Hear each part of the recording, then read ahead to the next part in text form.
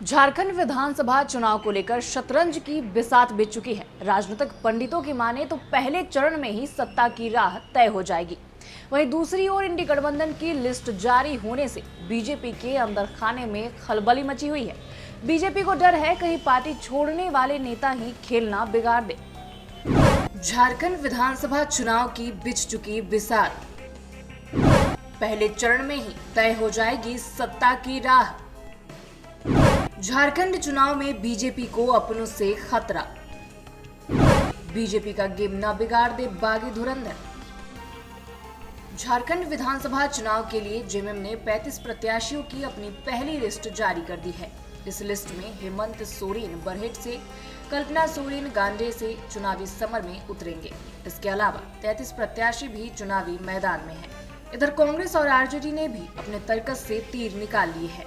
हेमंत सोरेन ने ऑपरेशन कुल्हान चलाकर बीजेपी को उन्हीं की भाषा में जवाब दे डाला है। पूर्व मंत्री लुइस मरांडी के अलावा हेमंत सोरेन ने घाटशिला के पूर्व विधायक लक्ष्मण टुंडू, बाड़गोरा के पूर्व विधायक कुणाल सारंगी, सरायकेला विधानसभा क्षेत्र के बीजेपी नेता गणेश महली, पूर्वी सिंहभूम के बीजेपी जिलाध्यक्ष बारी मुर्मू और बीजेपी नेता बास्को बेसरा को जेएमएम की सदस्यता ग्रहण कराकर बीजेपी पर तगड़ा वार किया है। जेएमएम की दूसरी लिस्ट में बीजेपी के इन बागियों का नाम शामिल हो तो इसमें आश्चर्य नहीं होगा। इंडी गठबंधन के घटक दलों की पहली लिस्ट जारी। हेमंत सोरेन के ऑपरेशन कुल्हान से बीजेपी की बड़ी मुश्किलें, बीजेपी को अपनों से ही लड़नी पड़ेगी जंग। बदले की ज्वाला में जल रहे बीजेपी के धुरंधर। झारखंड विधानसभा चुनाव में बीजेपी केवल इंडी गठबंधन से ही लड़कर जीत की पटकथा नहीं लिख सकती। अब बीजेपी को पहले अपनों से ही जंग लड़नी पड़ेगी। जाहिर है चुनाव से पहले ही बीजेपी नेताओं के विद्रोही तेवर ने रणनीतिकारों की परेशानी बढ़ा दी है।